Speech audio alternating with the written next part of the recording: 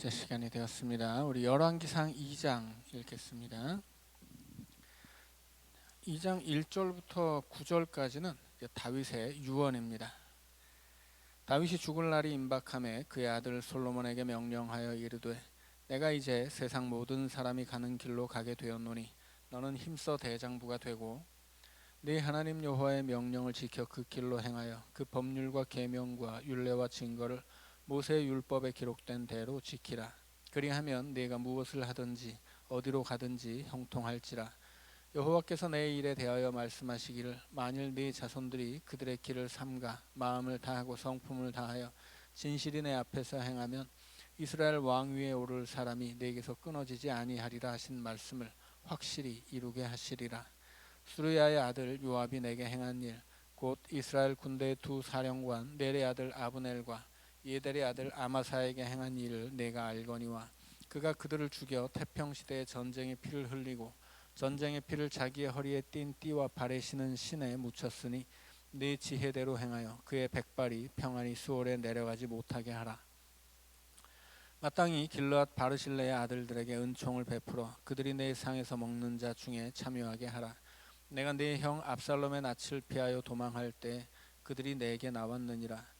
바후림 베냐민 사람 게라의 아들 시므이가 너와 함께 있나니 그는 내가 마하나임으로 갈 때 악독한 말로 나를 저주하였느니라. 그러나 그가 요단에 내려와서 나를 영접함으로 내가 여호와를 두고 맹세하여 이르기를 내가 칼로 너를 죽이지 아니하리라 하였노라. 그러나 그를 무죄한 자로 여기지 말지어다. 너는 지혜 있는 사람이므로 그에게 행할 일을 알지니 그의 백발이 피 가운데 스올에 내려가게 하라. 자, 지금 다윗이 솔로몬에게 유언을 남기는데 대체로 두 가지 내용이죠. 하나는 하나님 잘 믿어라 하는 이야기고, 또 하나는 이제 자기 사후에 숙청할 사람들, 또 중용할 사람들에 대한 조언을 해줍니다. 이게 근데 별로 이제 좋지 않죠. 지금 솔로몬에게 이제 네가 왕이 된 다음에 하나님 잘 믿고, 이제 이 신명기 역사는 신명기를 기준으로 한다고 그랬죠. 이스라엘이 잘 될 수 있는 것, 솔로몬의 왕위가 든든해지는 것, 이거 어떻게 해야 되는 거예요? 하나님을 의지하고 하나님만 잘 섬기면 되는 겁니다. 그런데 지금 다윗은 자기가 개인적으로 가지고 있었던 원한과 은원을 지금 솔로몬에게 해결해 달라고 하는 거예요. 그래서 요압을 죽여라, 시므이도 좀 죽여달라, 그리고 나한테 은혜를 베풀었던 바르실레 아들들한테는 좀 잘해줘라, 이런 얘기를 하고 있는 거죠. 그러니까 다윗이 사실은 이제 죽을 때 그의 아들에게 남긴 유언이 딱히 지혜롭지 않은 거예요. 자, 이 다윗의 유언은 어떤 면에서는 이 솔로몬이 그렇게 자기 주변의 신하들을 숙청하는 것에 대한 어떤 정당한 명분을 좀 제공해주는 역할도 하기는 해요. 그래서 이런 것이 없이, 다윗의 유언이 없이 솔로몬이 다 때려잡았으면 그냥 솔로몬만 나쁜 놈인데, 어느 정도는 그 숙청의 정당성을 지금 다윗이 제공해 주는 것이거든요. 그러나 그렇다고 해서 이 원칙이 바뀌는 것은 아니죠. 이스라엘의 왕은 기본적으로 하나님의 종이에요. 그들은 하나님만 잘 섬기면 왕권도 튼튼해지고 나라도 부흥하는 것이거든요. 그런데 지금 다윗은 자기의 은원을 해결해 달라고 이야기하고 솔로몬은 그걸 또 수용하죠. 자, 그래서 이 처음 솔로몬이 왕위에 오르는 시작부터 그것은 하나님이 지명한 사람이 아니었고, 그리고 그에게 그 솔로몬이라고 하는 이름은 평화라는 뜻인데, 솔로몬이 이룬 평화는 결국 그 피 위에 세운 평화였다라고 하는 이야기입니다. 그래서 뭔가 이렇게 솔로몬의 앞날이 그려진다라고 하는 뜻입니다. 자, 10절입니다. 다윗이 그의 조상들과 함께 누워 다윗 성에 장사되니 다윗이 이스라엘 왕이 된 지 40년이라. 헤브론에서 7년 동안 다스렸고 예루살렘에서 33년 동안 다스렸더라. 솔로몬이 그의 아버지 다윗의 왕위에 앉으니 그의 나라가 심히 견고하니라. 핫깃의 아들 아도니아가 솔로몬의 어머니 밧세바에게 나온지라. 밧세바가 이르되 네가 화평한 목적으로 왔느냐? 대답하되 화평한 목적이니이다. 또 이르되 내가 말씀드릴 일이 있나이다. 밧세바가 이르되 말하라. 내가 이르되 당신도 아시는 바이거니와 이 왕위는 내 것이었고 온 이스라엘은 다 얼굴을 내게로 향하여 왕으로 삼으려 하였는데 그 왕권이 돌아가 내 아우의 것이 되었음은 여호와께로 말미암음이니이다. 이제 내가 한 가지 소원을 당신에게 구하오니 내 청을 거절하지 마옵소서. 밧세바가 이르되 말하라. 그가 이르되 청하건대 솔로몬 왕에게 말씀하여 그가 수넴 여자 아비삭을 내게 주어 아내를 삼게 하소서. 왕이 당신의 청을 거절하지 아니하리이다. 밧세바가 이르되 좋다. 내가 너를 위하여 왕께 말하리라. 자, 왕이 되기를 원했던 아도니아가 이제 솔로몬의 어머니 밧세바를 찾아오죠. 자, 그런데 이 아도니아가 뭐라고 말을 하냐면 이 솔로몬이 앉은 왕위가 원래 내 것이었다 이야기를 해요. 근데 이건 맞는 얘기죠. 왜냐하면 이스라엘에서는 장자 계승의 원칙이 있기 때문입니다. 장자에게 그 물려줘야 돼요. 장자권을 가진 사람에게. 그래서 심지어 신명기에서 모세가 명확하게 선을 그어요. 만약에 너희들에게 아내가 여럿 있는데 너희가 좀 더 아내가 여럿 있으니까 어떤 아내는 더 사랑하고 어떤 아내는 덜 사랑할 텐데 덜 사랑하는 아내의 아들이 장자이고 더 사랑하는 여자의 아내의 아들이 장남이 아니라고 할 때 너희들이 더 사랑하는 아내의 아들이라고 해서 그에게 두 몫을 주어서는 안 된다. 이게 명확히 나와 있어요. 모세가 명확하게 짚어준 거예요. 이 장자권이라고 하는 것은 아버지 마음대로 자기가 좋아하는 아들에게 줄 수 없다라고 하는 거예요. 그게 율법이에요. 근데 지금 다윗은 율법을 어긴 거죠. 심지어 솔로몬은 11번째 왕자거든요. 근데 앞에 지금 형들이 대부분 죽어서 그렇지 솔로몬에게는 이건 택도 없는 얘기예요. 솔로몬이 왕이 되는 것은 장자 계승의 원칙을 따지면 솔로몬은 절대로 왕이 될 수 없는데 율법을 유한하고 다윗이 왕권을 약속한 거예요. 왜 약속했어요? 지은 죄가 있으니까. 그러니까 죄는 또 죄를 낳는 거죠.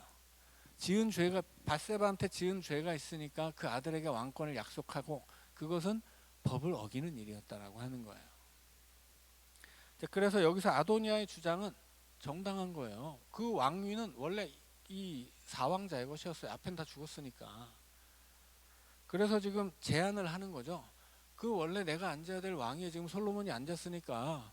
근데 아도니아는 뭐라고 해요? 그것은 여호와께로 말미암음이니이다. 이거는 좋아, 내가 인정합니다. 그런 뜻이에요. 내가 솔로몬이 왕 된 거 다 하나님 뜻이라고 내가 인정하겠습니다. 다만 그렇다면 내가 원래는 그것이 나의 것이었는데 좀 위로 삼아 내가 이렇게 왕권을 가지고 있다 이렇게 동생에게 빼앗긴 것인데 그 아비삭을 나한테 주면 안 되겠습니까? 이렇게 이야기를 해요. 근데 이것을 밧세바가 허락하죠. 솔로몬의 어머니가 허락했다는 것은 가능하다는 얘기예요. 근데 솔로몬은 허락하지 않아요. 그리고 그것을 기회로 아도니아를 죽여버려요.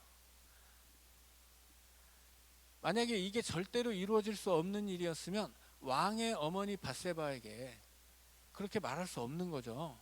아도니아가 왕이 되려고 했을 때 밧세바가 막 들고 일어나서 다윗 붙잡고 막 일을 벌여가지고 싸바싸바 해가지고 어떻게든 자기 아들을 왕으로 만들어 놨잖아요. 그런데 자기 아들의 왕권에 해가 되는 일이라면 밧세바가 허락했을 리가 없어요. 왜냐하면 만약에 이 수넴 여인 아비삭이 다윗과 동침을 했으면 그게 첩이 되는 거예요. 그런데 동침하지 않았거든요. 말하자면 이 아비삭은 동침하지 않았다고 명확하게 이야기하는 이유가 바로 거기 있는 거예요. 이 여자는 다윗의 첩이 아니에요. 그는 그냥 다윗의 약입니다. 회춘을 위한 치료법으로 쓰여진 약재 같은 거예요. 약재 인간이에요. 이 아비삭은. 그러니까는 이 되게 상징적인 거죠. 다윗이 동침을 했으면 그게 첩이 되어서 절대로 아도니아가 가질 수 없는 여자가 되는 것인데 동침하지 않았기 때문에 어떤 이 다윗이 마지막에 거느렸던 시종 같은 거거든요. 다윗의 시종을 나에게 주고 나에게 좀 어떤 이렇게 왕권을 빼앗긴 나에게 어떤 좀 부끄럽지 않도록 명분을 달라 이런 얘기였어요. 그런데 이것을 어떻게 나에게 이렇게 부끄럽지 않은 명분을 달라고 한 얘기인데 솔로몬은 이것을 명분으로 삼아서 아도니아를 없애버려요. 왜냐면 이 자기의 왕권에 위협이 되는 사람이기 때문이죠. 언제 또 아도니아가 다시 또 군사를 모아서 자기가 왕 되겠다고 할지를 모르는 거예요. 죽여야 되는 거죠. 자, 19절입니다. 밧세바가 이에 아도니아를 위하여 말하려고 솔로몬 왕에게 이르니 왕이 일어나 영접하여 절한 후에 다시 왕좌에 앉고 그의 어머니를 위하여 자리를 베푸니 그가 그의 오른쪽에 앉는지라. 밧세바가 이르되 내가 한 가지 작은 일로 왕께 구하오니 내 청을 거절하지 마소서. 왕이 대답하되 내 어머니여 구하소서. 내가 어머니의 청을 거절하지 아니하리이다. 이르되 청하건대 수넴 여자 아비삭을 왕의 형 아도니아에게 주어 아내로 삼게 하소서. 솔로몬 왕이 그의 어머니에게 대답하여 이르되 어찌하여 아도니아를 위하여 수넴 여자 아비삭을 구하시나이까. 그는 나의 형이오니 그를 위하여 왕권도 구하옵소서. 그뿐 아니라 제사장 아비아달과 수르야의 아들 요압을 위해서도 구하옵소서 하고 여호와를 두고 맹세하여 이르되 아도니아가 이런 말을 하였은즉 그의 생명을 잃지 아니하면 하나님은 내게 벌 위에 벌을 내리심이 마땅하니이다. 그러므로 이제 나를 세워 내 아버지 다윗의 왕 위에 오르게 하시고 허락하신 말씀대로 나를 위하여 집을 세우신 여호와께서 살아계심을 두고 맹세하노니 아도니아는 오늘 죽임을 당하리라 하고 여호야다의 아들 분하야를 보내매 그가 아도니아를 쳐서 죽였더라. 여기서 지금 솔로몬이 뭐라고 이야기하냐면 내가 아도니아를 죽이지 않으면 하나님이 내게 벌 위에 벌을 내리심이 마땅하다. 하나님을 팔아요. 이런 게 뭐예요? 이게 10계명의 제3계명이 명하고 있는 하나님의 이름을 망령되이 일컫지 말라고 하는 그런 구절이에요. 여기서 지금 솔로몬은 자기 정적이 될 수 있는 아도니아를 죽이기 위해서 지금 하나님의 이름을 좀 걸고 맹세를 하는 거거든요. 10계명의 세 번째 계명은 이런 상황을 금지하는 거예요. 지금 이 밧세바가 바보 같은 여자라서 자기 아들한테 해대는 일을 하는 게 아니거든요. 분명히 작은 일이라고 하죠. 작은 일인데 들어주지 않는 거예요. 그걸 기회로 아주 이참에 이걸 기회로 죽여야 되겠다 작정을 한 거죠. 그리고 이제 하나님의 이름을 내세워서 죽입니다.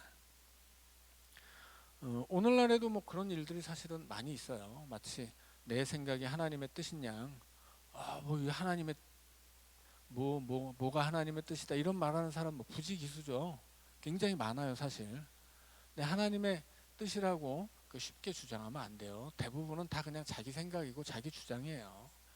뭐가 뭐 하나님의 뜻이다 이런 얘기 우리가 쉽게 함부로 하면 하나님을 이용해 먹는 것이지 정말 하나님의 뜻을 내가 쫓고 그 뜻을 다 알기 때문에 그렇게 얘기하는 사람들 별로 없습니다. 그래서 결국은 뭐예요? 이것은 어떤 신앙적인 주장이 아니라 그냥 자기 이익을 위해서 하는 말들인 거죠. 자, 26절입니다. 왕이 제사장 아비아달에게 이르되 네 고향 아나돗으로 가라. 너는 마땅히 죽을 자이로 돼 네가 내 아버지 다윗 앞에서 주 여호와의 궤를 메었고 또 내 아버지가 모든 환난을 받을 때 너도 환난을 받았은즉 내가 오늘 너를 죽이지 아니하노라 하고 아비아달을 쫓아내어 여호와의 제사장 직분을 파면하니 여호와께서 실로에서 엘리의 집에 대하여 하신 말씀을 응하게 함이더라. 결국 이제 엘리의 집에 내린 저주가 이 아비아달 제사장 때에 완전히 다 성취가 된 겁니다. 엘리의 가문에서 한 명만 살아남죠. 그때 아버지가 죽은 소식이 들렸을 때 태어난 아들이에요. 그가 이제 한직으로 밀려나 있다가 이제 그 엘리의 가문 출신이기 때문에 그 대제사장 가문 출신이기 때문에 그의 자손 중에 아비아달이 대제사장의 계승자로서 사독과 번갈아 가면서 직무를 수행하고 있었는데 이제 아도니아 편을 들었다가 솔로몬 시대부터 이제 파면을 당합니다. 사실은 아비아달을 파면하는 것도 이 솔로몬이 할 수 있는 일은 아니에요. 그건 이제 왜냐하면 이 신명기에서 모세의 율법 가운데 이 아론의 가문 후손들 중에서 대제사장이 나오는 것이거든요. 여기에 대해서 무슨 왕이 뭐 제사장을 파면하고 세우고 이럴 권한이 없어요. 자, 그런데 파면하죠. 왜냐하면 아도니아의 편이 되었기 때문입니다. 자, 28절입니다. 그 소문이 요압에게 들리매 그가 여호와의 장막으로 도망하여 제단 뿔을 잡으니 이는 그가 다윗을 떠나 압살롬을 따르지 아니하였으나 아도니아를 따랐음이더라. 어떤 사람이 솔로몬 왕에게 아뢰되 요압이 여호와의 장막으로 도망하여 제단 곁에 있나이다. 솔로몬이 여호야다의 아들 분하야를 보내며 이르되 너는 가서 그를 치라. 분하야가 여호와의 장막에 이르러 그에게 이르되 왕께서 나오라 하시느니라. 그가 대답하되 아니라 내가 여기서 죽겠노라.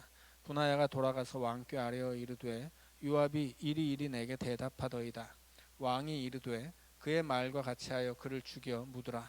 요압이 까닭없이 흘린 피를 나와 내 아버지의 집에서 네가 제하리라. 여호와께서 요압의 피를 그의 머리로 돌려보내실 것은 그가 자기보다 의롭고 선한 두 사람을 쳤음이니 곧 이스라엘 군사령관 넬의 아들 아브넬과 유다 군사령관 예델의 아들 아마사를 칼로 죽였음이라. 이 일을 내 아버지 다윗은 알지 못하셨나니 그들의 피는 영영히 요압의 머리와 그의 자손의 머리로 돌아갈지라도 다윗과 그의 자손과 그의 집과 그의 왕위에는 여호와께로 말미암는 평강이 영원히 있으리라. 여호야다의 아들 분하야가 곧 올라가서 그를 쳐 죽이매 그가 광야에 있는 자기의 집에 매장되니라. 왕이 이에 여호야다의 아들 분하야를 요압을 대신하여 군사령관으로 삼고 또 제사장 사독으로 아비아다를 대신하게 하니라.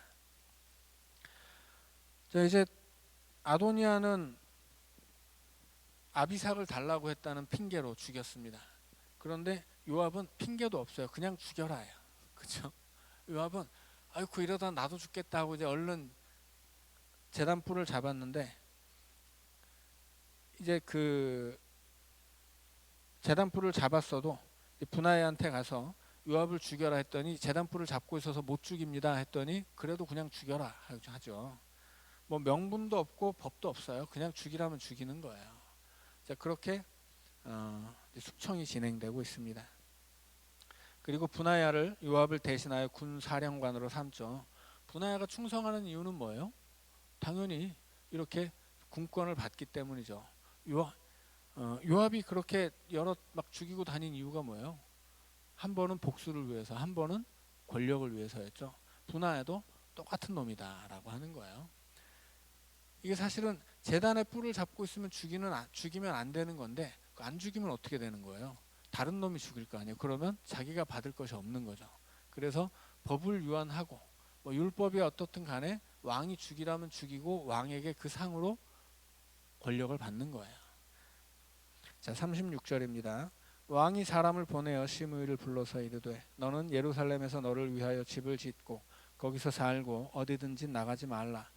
너는 분명히 알라. 내가 나가서 기드론 시내를 건너는 날에는 반드시 죽임을 당하리니 내 피가 내 머리로 돌아가리라. 시므이가 왕께 대답하되 이 말씀이 좋사오니 내 주 왕의 말씀대로 종이 그리하겠나이다 하고 이에 날이 오래도록 예루살렘에 머무니라. 3년 후에 시므이의 두 종이 가드 왕 마아가의 아들 아기스에게로 도망하여 간지라. 어떤 사람이 시므이에게 말하여 이르되 당신의 종이 가드에 있나이다. 시므이가 그 종을 찾으려고 일어나 그의 나귀의 안장을 지우고 가드로 가서 아기스에게 나아가 그의 종을 가드에서 데려왔더니 시므이가 예루살렘에서부터 가드에 갔다가 돌아온 일을 어떤 사람이 솔로몬에게 말한지라. 왕이 사람을 보내어 시므이를 불러서 이르되 내가 너에게 여호와를 두고 맹세하게 하고 경고하여 이르기를 너는 분명히 알라. 내가 밖으로 나가서 어디든지 가는 날에는 죽임을 당하리라 하지 아니하였느냐. 너도 내게 말하기를 내가 들은 말씀이 좋으니이다 하였거늘 네가 어찌하여 여호와를 두고 한 맹세와 내가 네게 이른 명령을 지키지 아니하였느냐. 왕이 또 시므이에게 이르되 네가 내 마음으로 아는 모든 악 곧 내 아버지에게 행한 바를 네가 스스로 아나니 여호와께서 내 악을 내 머리로 돌려보내시리라. 그러나 솔로몬 왕은 복을 받고 다윗의 왕위는 영원히 여호와 앞에서 견고히 서리라 하고 여호야다의 아들 분하야에게 명령하매 그가 나가서 시므이를 치니 그가 죽은지라. 이에 나라가 솔로몬의 손에 견고하여 지니라. 자, 이렇게 여러 사람을 이렇게 숙청하는 이유가 뭐예요? 마지막 절에 나와 있죠. 나라가 솔로몬의 손에 견고하여 지니라. 자신의 나라를 자기 손에 틀어 쥐기 위해서 지금 여러 다 죽이고 있는 거예요. 그래서 자기 왕권을 빼앗을 수 있는 형을 죽이고, 그 다음에 이스라엘의 군권을 가지고 있었던 요압을 죽이고, 그리고 시므이는 어떤 사람이에요? 시므이는 북이스라엘을 대표해서 다윗을 찾아왔던 사람입니다. 다윗이 예루살렘으로 복귀할 때도 베냐민 지파의 1000명을 끌고 왔기 때문에 다윗이 그를 해칠 수가 없었죠. 지금 그때 예루살렘으로 돌아가는 게 그냥 뭐 간다고 되는 일이 아니라 여러 지파의 허락을 구해야 되고 자기를 반대하는 사람이 너무 많은 상황이었기 때문에 여기저기 도움을 청하고 있었죠. 그래서 그때는 시므이를 죽일 수 없었단 말이에요. 그래서 맹세했었죠. 하나님의 이름으로 내가 너 죽이지 않겠다. 내가 너 용서하겠다. 그래서 어떻게 되는 거예요? 시므이가 다윗에게 협조하는 거죠. 그렇게 다윗은 자기를 반대하는 사람들을 포섭하기 위해서 시므이에게 맹세를 해서 죽이지 않겠다고 했는데, 다윗이 죽으면서 야, 시므이는 좀 죽여줘라 이렇게 해가지고 부탁을 해서 지금 올컨이 이제 기회를 잡았다고 죽이는 거죠. 결국 그런데 만약에 솔로몬의 손에 이 이스라엘에 대한 통치권이 그렇게 딱 손에 잡혀 있는 상태가 아니었다면 그는 시므이를 죽이지 못했을 거예요. 그것은 단순히 이것은 그 힘의 역학 관계로 결정이 되는 거죠. 내가 힘이 세면 약한 놈 죽여도 되고, 내가 힘이 약하면 강한 놈들을 어떻게 할 수가 없는 거예요.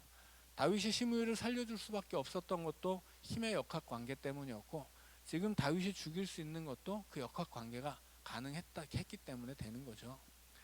결국은 이렇게 숙청하는 이야기가 나오는데, 그러면 솔로몬이 3명만 죽였냐? 그렇지 않겠죠. 이 3명은 숙청된 사람들의 대표적인 목록일 뿐이에요. 그래서 솔로몬의 왕권이 결국은 다윗의 지명으로 솔로몬이 왕이 되었고, 그의 왕권이 이렇게 그 피해 숙청 위에서 세워졌다라고 하는 이야기입니다. 자, 3장입니다. 자, 3장으로 가면 이제 솔로몬이 하나님 앞에 칭찬받고 지혜를 구하고 그 지혜를 받는 이야기들이 나와요. 솔로몬이라고 해서 다 나쁜 놈이 아니죠. 솔로몬도 좋은 면이 있고 나쁜 면이 있는 거예요. 그런데 지금 솔로몬의 운명이 앞으로 그의 왕권이 어떻게 될 것인지를 앞에서 밑밥을 깔아준 것이고, 이제 그가 충분히 하나님 앞에 칭찬받고 인정받는 왕이 될 수 있었음에도 불구하고 그렇게 하나님께 버림받고 나라가 망한 것은 결국 그의 선택이었다, 그 얘기를 하고 있는 겁니다. 자, 3장입니다. 솔로몬이 애굽의 왕 바로와 더불어 혼인 관계를 맺어 그의 딸을 맞이하고 다윗 성에 데려다가 두고 자기의 왕궁과 여호와의 성전과 예루살렘 주위의 성의 공사가 끝나기를 기다리니라. 자, 지금 솔로몬이 이렇게 정적들을 다 숙청하고 그 나라를 딱 손에 쥔 다음에 제일 먼저 한 일이 뭐예요? 애굽의 공주를 신부로 데려오는 거예요. 이거 하나님이 금지한 일이죠. 가나안에 들어가면서 일절 그 이방 족속과 통혼하면 안 된다고 했는데, 솔로몬이 제일 먼저 한 것이 애굽의 공주를 왕비로 데려온 거예요. 여기서 한 번에 끝나지 않죠. 1000명의 비와 빈을 드립니다. 다 이방 여자들이에요. 그래서 결국은 나중에 이제 솔로몬이 우상 숭배를 하게 되고, 하나님의 성전은 하나를 지었지만 우상의 산당은 1000개를 짓게 되죠. 하나님이 꿈에 2번이나 나타나서 그를 돌이켜 보려고 했지만 순종하지 않고 이제 버려집니다. 자, 그래서 참 안타까운 것이 이렇게 1000번째 얘기를 하기에 앞서서 이 바로의 공주를 데려와서 결혼을 했다라고 하는 얘기를 먼저 하는 것이 너무나 안타까운데, 보통 사람들이 기억하는 건 뭐예요? 1000번째를 드렸다, 이것만 기억해요. 도대체 성경이 뭔 얘기를 하고 있는지는 좀 별로 관심이 없고, 여튼 그냥 옛날에 들었던 이야기들이 우리 머릿속에 그냥 많이 남아 있어서 좀 안타깝습니다. 자, 2절입니다. 3장 2절. 그때까지 여호와의 이름을 위하여 성전을 아직 건축하지 아니하였으므로 백성들이 산당에서 제사하며, 솔로몬이 여호와를 사랑하고 그의 아버지 다윗의 법도를 행하였으나 산당에서 제사하며 분향하더라. 이에 왕이 제사하러 기브온으로 가니 거기는 산당이 큼이라. 솔로몬이 그 제단에 1000번제를 드렸더니 기브온에서 밤에 여호와께서 솔로몬의 꿈에 나타나시니라. 하나님이 이르시되 내가 네게 무엇을 줄꼬 너는 구하라. 4절에 1,000번제 나오죠. 이것은 요즘에는 뭐 이제 1,000번제 헌금이라 가지고 뭐 1,000번 헌금을 내는 것들을 이렇게 하는데, 원래 1,000번제는 그렇게 하는 게 아니고 1,000마리를 한 번에 잡아서 드리는 거예요. 자, 그래서 오늘날 우리가 1,000번제 헌금을 드리는 것은 성경적인 방식은 아니다라고 알고 계시면 되겠습니다. 6절입니다. 솔로몬이 이르되 주의 종 내 아버지 다윗이 성실과 공의와 정직한 마음으로 주와 함께 주 앞에서 행함으로 주께서 그에게 큰 은혜를 베푸셨고 주께서 또 그를 위하여 이 큰 은혜를 항상 주사 오늘과 같이 그의 자리에 앉을 아들을 그에게 주셨나이다. 나의 하나님 여호와여, 주께서 종으로 종의 아버지 다윗을 대신하여 왕이 되게 하셨사오나 종은 작은 아이라 출입할 줄을 알지 못하고 주께서 택하신 백성 가운데 있나이다. 그들은 큰 백성이라 수효가 많아서 셀 수도 없고 기록할 수도 없사오니 누가 주의 이 많은 백성을 재판할 수 있사오리이까. 듣는 마음을 종에게 주사 주의 백성을 재판하여 선악을 분별하게 하옵소서. 솔로몬이 이것을 구하매 그 말씀이 주의 마음에 든지라. 이에 하나님이 그에게 이르시되 네가 이것을 구하도다. 자기를 위하여 장수하기를 구하지 아니하며 부도 구하지 아니하며 자기 원수의 생명을 멸하기도 구하지 아니하고 오직 송사를 듣고 분별하는 지혜를 구하였으니 내가 네 말대로 하여 네게 지혜롭고 총명한 마음을 주노니 내 앞에도 너와 같은 자가 없었거니와 네 뒤에도 너와 같은 자가 일어남이 없으리라. 내가 또 네가 구하지 아니한 부귀와 영광도 네게 주노니 내 평생의 왕들 중에 너와 같은 자가 없을 것이라. 네가 만일 네 아버지 다윗이 행함같이 내 길로 행하며 내 법도와 명령을 지키면 내가 또 내 날을 길게 하리라. 솔로몬이 깨어보니 꿈이더라. 이에 예루살렘에 이르러 여호와의 언약궤 앞에 서서 번제와 감사의 제물을 드리고 모든 신하들을 위하여 잔치하였더라.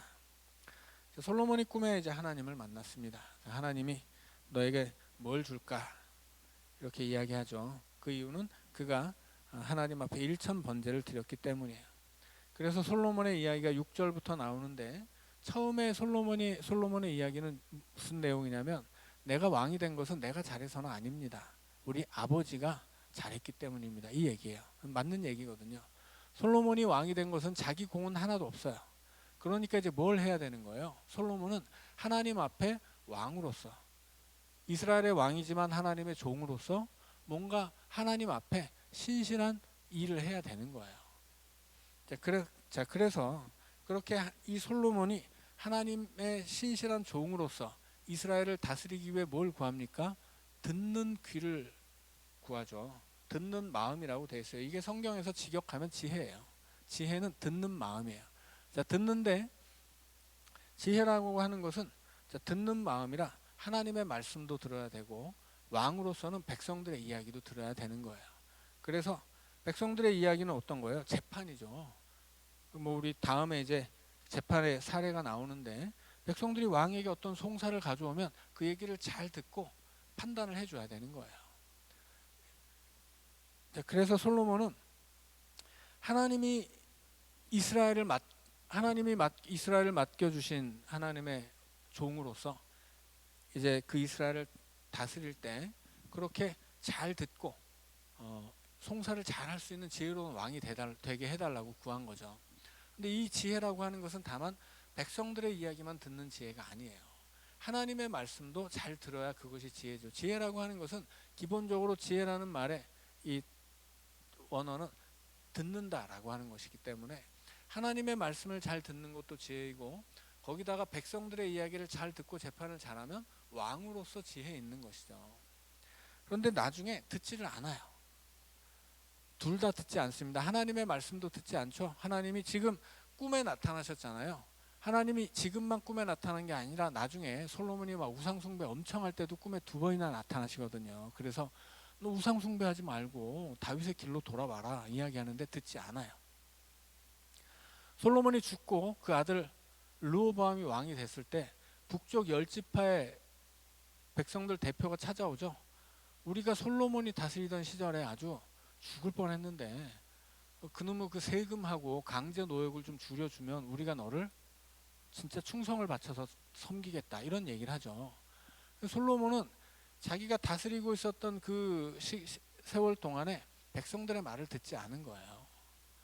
어마어마하게 백성들을 착취하고, 그는 유다 지파 출신이기 때문에 그 북쪽의 부유한 지파들을 착취하는데, 이제 나중에 이제 그 얘기가 나오지만 각 지방마다 자기한테 이 공물을 바칠 관리들을 다 임명을 해가지고, 여튼 그가 하루에 먹는 음식만 뭐 어마어마한 양인데 그거를 한 달씩 돌아가면서 그 대게 해요.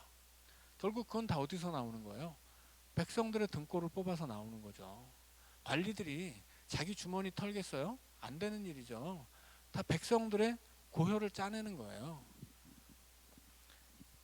결국 이 솔로몬은 처음에 하나님 앞에 일천번제를 드리고 하나님이 소원을 물어보실 때, 그가 처음 왕이 됐을 때는 나에게 듣는 마음, 그 지혜로운 듣는 마음을 주셔서 백성들 이야기도 잘 듣고 하나님 말씀도 잘 듣게 해주세요, 이런 얘기를 했던 거예요. 그것이 하나님 마음에 흡족했기 때문에 하나님이 그래, 그러면 네가 구하지 않은 것까지 내가 다 줄게, 이런 약속까지 하신 거거든요. 그렇지만 결국은 어떻게 돼요? 안 듣게 된다라고 하는 거죠. 자, 여기까지 하고 우리 기도하고 마치겠습니다. 사랑의 하나님, 하나님의 말씀을 듣는 그 지혜로운 마음 우리에게도 주시옵소서. 세상을 살며 세상의 소리에 귀 기울이고 내 안에 솟아나는 욕심의 소리에 귀 기울이지 않게 하시고, 성경을 통해 우리에게 들려주시는 하나님의 말씀을 언제나 듣고 그 말씀을 의지하고 그 말씀대로 살아가는 우리가 되게 하여 주시옵소서. 예수님 이름으로 감사하며 기도하옵나이다. 아멘.